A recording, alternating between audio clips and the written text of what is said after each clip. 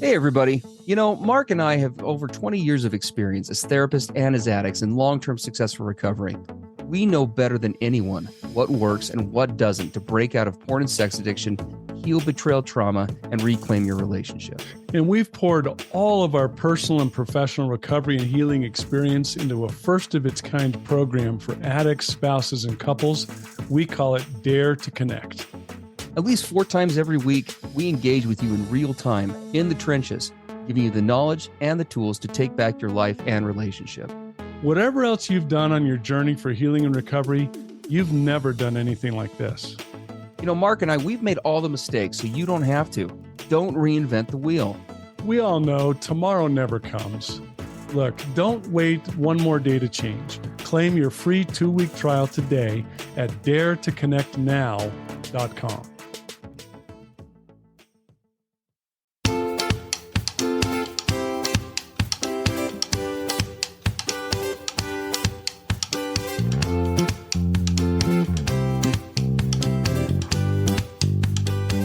Hey, everybody. I'm Steve Moore. And I'm Mark Castleman. We know the pain and heartbreak of porn and sex addiction. And we know the triumph of breaking completely free. Every day, we help our clients find hope and healing. Join us in the fight to take back your life, your marriage, and be stronger than ever. This is the PBSC Squared podcast.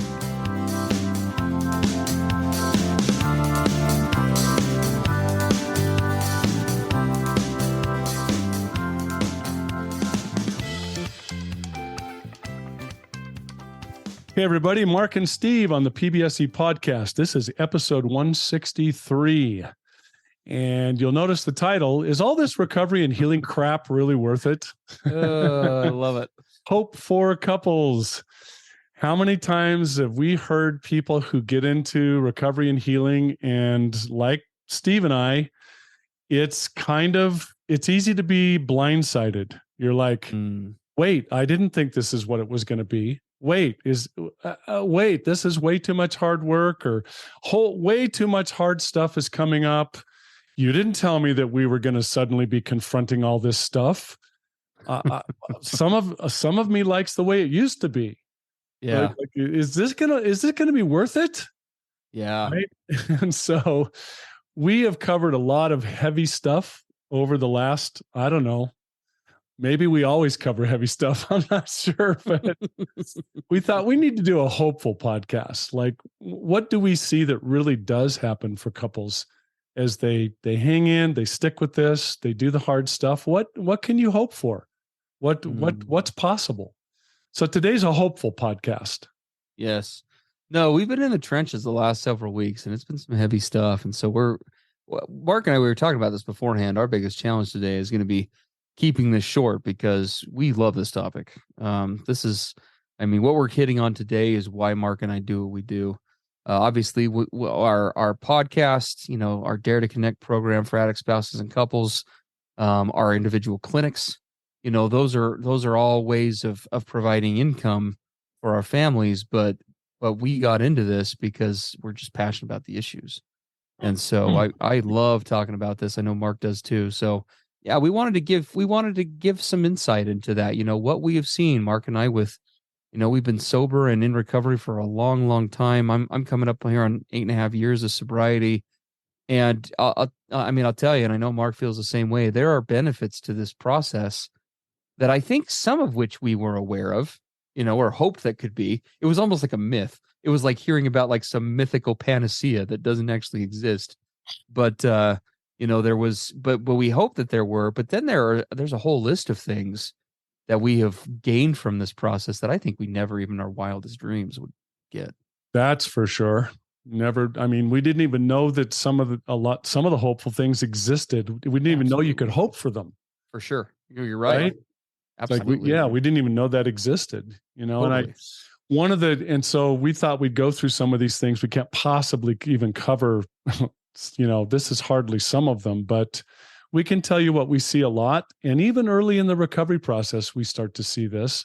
Yes. And for me, and I know for you, Steve, one of the things we see a lot is for the very first time in our relationship, probably in our lives, we actually start speaking our truth.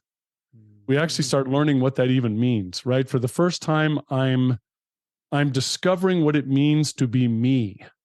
I'm Yeah. discovering what the authentic self is. And I remember for me that I didn't even know that that guy existed. I hoped he was there. I was sick and tired of the old inauthentic Mark, right? The imposter self, right? The Mr. Hyde of the Dr. Jekyll and Hyde. And I hope there was something that was real, but I didn't even know what that was. And we see Absolutely. this unfold with people. And when they start to see it, you see their eyes get kind of big and they start to get hopeful, like, this is this me? Right? Is this me, Mark? Am I missing something, or is this what I'm hoping it is? It's so cool to see it. Yeah. No, I agree. I mean, we're all, we talk on here often about how we're wired to connect, and that isn't just with other people. We're wired for connection with self. We're wired for connection with our higher power. We're wired to be authentic, but we live in a world that constantly is teaching the opposite, Yep. that it's not safe, that it's Yep. not healthy, that it's not advantageous. And nobody knows that better than us addicts, right? We live in a world that of our own making. And I really resonate with what Mark said. I mean, I didn't know who I was. Right. I remember, I mean, I think most addicts, we get to a point in this process where you hit that critical, it's oftentimes part of what brings us to recovery, right? Where you hit that critical mass of things got bad enough with your wife or bad enough with the other consequences to job or whatever, where you just look in the mirror and you're just like, I don't know what the hell I'm doing here. What am I doing? I don't even know who am I? Right.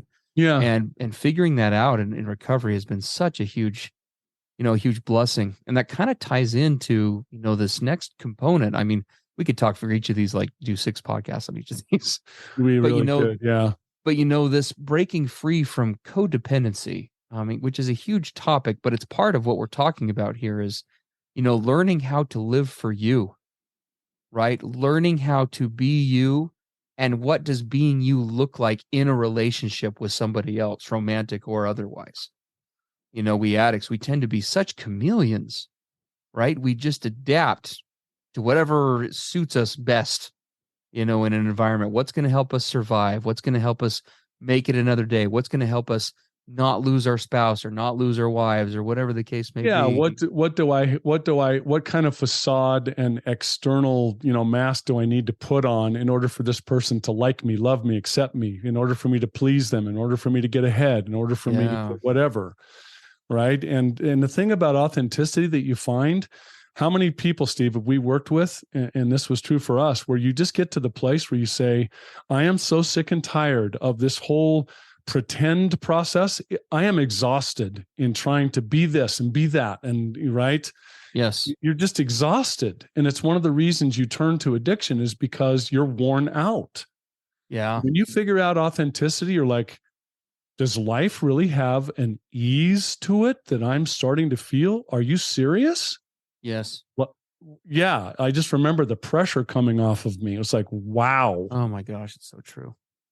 It's so true. I mean, this started early in me for recovery, but I remember it's actually years into sobriety where it kind of grew and developed in one form or fashion, but it got to a point where the phrase just, I don't know if I heard it or made it up, but the phrase just rang true to me. I'd rather be hated for who I am than loved for who I'm not. Like I'm just Mm, tired. I'm tired of living for everyone else.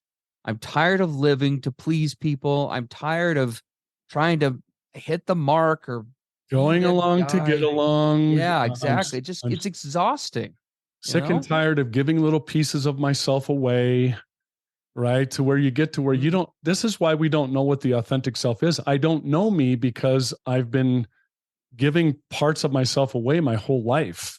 Mhm. And now you feel like you're Swiss cheese. You're just full of holes because you've been giving little pieces of yourself and you're just this person full of holes. Yeah. And what do you do in addiction? I'm trying to fill the holes. Yeah. It really is. I mean, that is so true. Again, we could say tons about that. Another piece that really sticks out to both of us, and we hope you guys can relate to this is, discovering intimacy, for the first time. And that's again, gosh, maybe we will break these down if you guys would like into other podcasts because these are all huge. Oh, But so what do you just mean discovering sex, Steve, right? I'm discovering oh intimacy, yeah, I'm discovering sex. no, Mark and I, for better or worse, I think we, in all the wrong ways, were experts on sex. We were complete.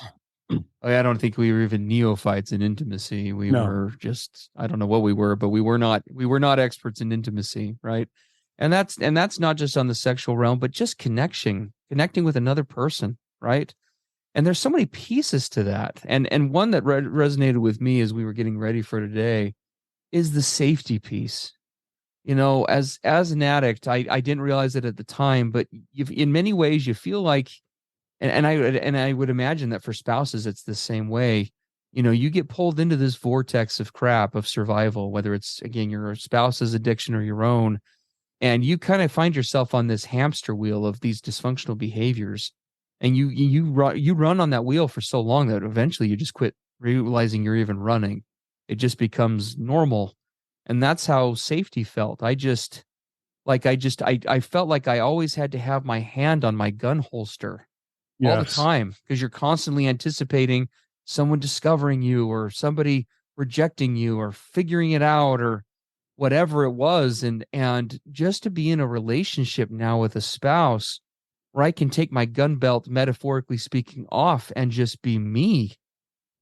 Yeah, and spouses listening, where Huge. in order to be safe, they have to be hyper vigilant. They have to be Yes. police women. They have, where is he? What's he doing? What's he been up to? Well, I got to check How's he going to this. hurt me today? What's Yeah, going to how's happen? yep. When's the other shoe going to drop? What's happening on his phone? What about his computer? Should I track his car? Right? Oh my gosh, it again exhausting. Yes. And one of the things you discover when you finally start to feel safe enough to have true intimacy, right? Into me you see, into you I see. I'm letting down the walls. I'm daring to be vulnerable because we're both progressing in our recovery and healing. And it's just kind of, oh wow, is this what it feels like to not have to be hyper vigilant? Yeah. Like really? It's like you've been carrying around a pack full of crap and you've been hiking for forever. And then if you've been doing like a 10-mile hike, many of you probably know that feeling, right? Where you sit down on the rock and you take that pack off. Have you guys ever felt this where your shoulders actually subconsciously move up? Like Oh they just yeah, kind of move up it because they've feels been like you're flexing. floating. Yeah, because you've been flexing for so. I mean, it's really euphoric. It honestly, it's euphoric to the point of being uncomfortable at times Yeah. because you're just so used to not living that way. It's weird, but in all the right ways. And that bleeds into kind of the next one that we wanted to talk about just briefly here. Learning what healthy communication actually looks and sounds like. I mean, gosh, I mean, our clients and Mark and I, we come from every demographic, and Mark can really speak to this, I know, of coming from a background where safety was at an absolute premium, very, very rare, and where, that communication piece was not modeled, wasn't taught. We weren't recipients of it in many cases, right? Many of you No, weren't recipients of that. no. And to the marriage component, what I think of it as is if a relationship can work, and that doesn't always work out, by the way, we should mention that.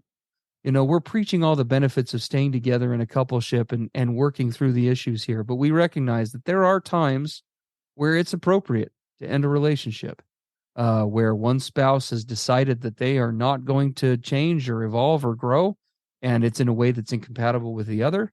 In many cases of abuse, particularly physical abuse, it is absolutely appropriate to end things. So we know that there are times where that absolutely has to happen. We're just talking about the benefits of if this is something that can be workable. But when it does work, a marriage becomes really a crucible, I guess I would term it, of where we learn these things. We become kind of each other's healing balm, Yeah. right? We're each other's teacher and each other's student, kind of simultaneously. Well, and the thing and the communication model I learned when I was growing up is you're in this by yourself and you're against that person, right? This is Yeah. this is this is enemy versus enemy. And what we discover in this whole process is this incredible thing we never thought was possible, which is, wow, you mean two realities can coexist? You mean we can each be on our same side of the street and still collaborate? You mean that I don't have to defend myself in a dialogue or an exchange, that we can actually be on the same side facing a common enemy? Like, are you kidding? I didn't know such a thing existed. It was World War III when there was so-called communication. Ugh. And I know that so many can connect with that, Mark. I think that's a real reality that resonates with a lot of people. Yeah. Learning how to be resilient, right? Oh, isn't Um, that true? the resiliency, right, that you learn in this. I mean, you and I have talked about this many times where, you just kind of have those quiet moments where your spouse and your eyes kind of meet and you just know, like Yes. you're just like, we can, like, we've got this. Like we can do anything, Yeah. You look you at each know? other across a room and it's just a knowing look like, can you believe what we've been through? I think they could drop an atomic bomb on this room right now and you wouldn't break our weld. Yeah. We It's can it's get through anything. it's an amazing feeling, and it's not to say you can't learn that from other things as well, but I mean, recovery in this regard, I say it oftentimes on here. I mean, for me, my experience tells me this is the hardest thing I've ever done. After 2 bouts with cancer and losing a father suddenly as a kid, I mean, those were hard and awful things, but the journey of recovery and all that that entails, that's like a Lord of the Rings epic style hero's journey. No doubt. And when you get to that, once you scale Everest, it doesn't mean that there won't be other mountains to climb as a couple ship or individually. But gosh, you're pretty equipped, I would say, to be able to take just about anything else on if you navigate this successfully. Yeah, and You it's know, true for addicts and especially for partners, for I spouses completely of agree. addicts, what right? Where they're like, Absolutely. they can't imagine, right? When they go through disclosure and they go through the whole process of finally discovering what really went on for the last 10, 20, 30 years. And they Mm-hmm. come through that and do their own healing work and tap into their own support system. And for example, these women come through this and they are just rock stars. Like, Mm-hmm. I cannot imagine that I am as strong as I am today. I thought that was going to kill me. And it's just amazing. And the same for us as addicts, right? You just realize we can get through anything. Yeah, So cool to absolutely. see. No, there's just, as you can see, guys, I mean, there's just so many components to this that is beneficial. Um, and I think the last one that we're going to kind of end on here is this, you can actually begin again. You can start over. You can build a new relationship on Dare to Connect. We talk about this oftentimes. This comes up frequently with our addicts and our partners. This idea of building a relationship 2.0, Mm, right? Taking the best parts of a relate because it's pre-recovery relationships that we work on. In most cases, it's not as though they're all bad. There are lots of really good parts, but this relationship 2.0 piece it literally is. That's why we call it a 2.0. It's an upgrade, right? It's taking the best things about what was working, keeping and enhancing those, and adding the other pieces to that. And that's the work that we're privileged to do in Dare to Connect. Every day. Dare to Connect is a first of its kind program. We give 6 hours of content a week. You've got two therapists, namely Mark and I, running the show there, as well as a female facilitator that runs our support sessions for partners on the weekend, and one low price. We hope you guys will take advantage of the 2-week trial as we move into an upper price point. That the price on Dare to Connect is going up and is more reflective of the value of it. But anybody who joins before March 1st can take advantage of that and keep that price point for as long as they stay in the program. So if you haven't checked it out, we hope you will at daretoconnectnow.com. You can find out more info there about that. But this 2.0 idea, I think where I first heard that was from my therapist when my wife and I were going through this process. And I remember, like with most other things in this process, to say that I was a doubting Thomas is a really big understatement. yeah. I just I would hear people talk about stuff like marriage 2.0, and I was just like, bullcrap. Yeah, I am who I am. It is what it is. What are you people talking about? You are describing Hawaii, and I live in Alaska, and that's all that exists. There is no Right. such place as Hawaii. That place does not exist. But as you start to take little steps in this process, and good therapy programs like Dare to Connect, they can help you do that. As you start to get little glimpses, as Mark said, the good news is with this process is that you can start to get pieces of this from day one, right? From day one. Um, I had a sponsor years ago. This is for any of you listening, specifically you addicts out there who are wondering, is this stuff that Mark and Steve talk about? Does this podcast, can this stuff work for me? Can the Dare to Connect program work for me? I had a sponsor once where we were, the context doesn't matter, but he and I were discussing this one day, and he threw it to me this way. He said, you can either try these things and give it a shot, or you can continue to stay doing what you're doing. He said, but I would invite you to try it, because if it doesn't work out, you can always have your misery back later if you want it. Yes. And I loved how he put that. It was, you can always have your crap back. If you want that back, it's not going anywhere. Give it a try. Dare to grab the the other vision. part of that is we talk about authenticity, where here's what happened for me. I didn't know what was possible in my marriage because I didn't know who I was.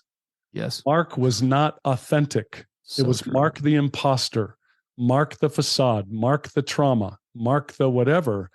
I didn't even know what I could have in my marriage relationship because I didn't know me.